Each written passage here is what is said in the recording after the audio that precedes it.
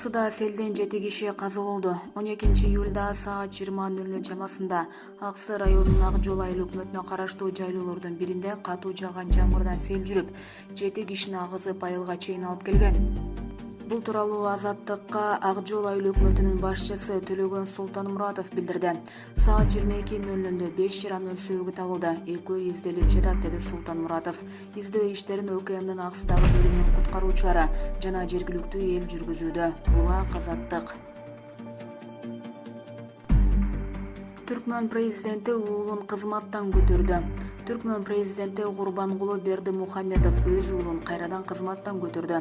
39 жаштагы Сердар Бердимухамедов экономикалык банк маселелери боюнча вице-премьер болуп тайындалды.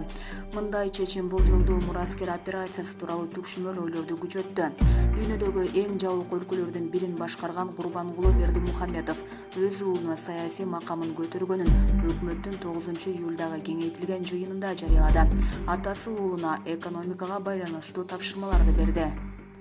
Анын чечимине ылайык Сердар Бердимухамедов министрлер кабинетинин экономикалык банк маселелери жана эл аралык каржы уюмдары боюнча орун басары же вице-премьер-министр болуп тайындалды. Ошол эле учурда ал Жогорку көзөмөл палатасынын төрагасы кызматынан бошотулуп, мамлекеттик коопсуздук кеңешинин курамынан чыгарылды.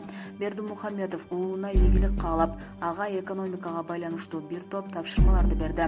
Бердимухамедов дүйнөдөгү оңой эмес кырдаалдын атамекендик экономикага тийгизген таасирин тыкырталдап, тармактардын туруктуу өнүгүшү үчүн керектүү чараларды көрүңүз, деди Түркмөн президенти.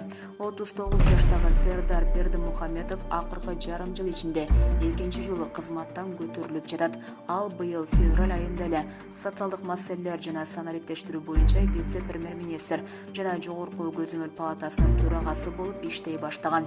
Ошондой эле мамлекеттик коопсуздук кеңешинин курамына кирген. Булак Азаттык.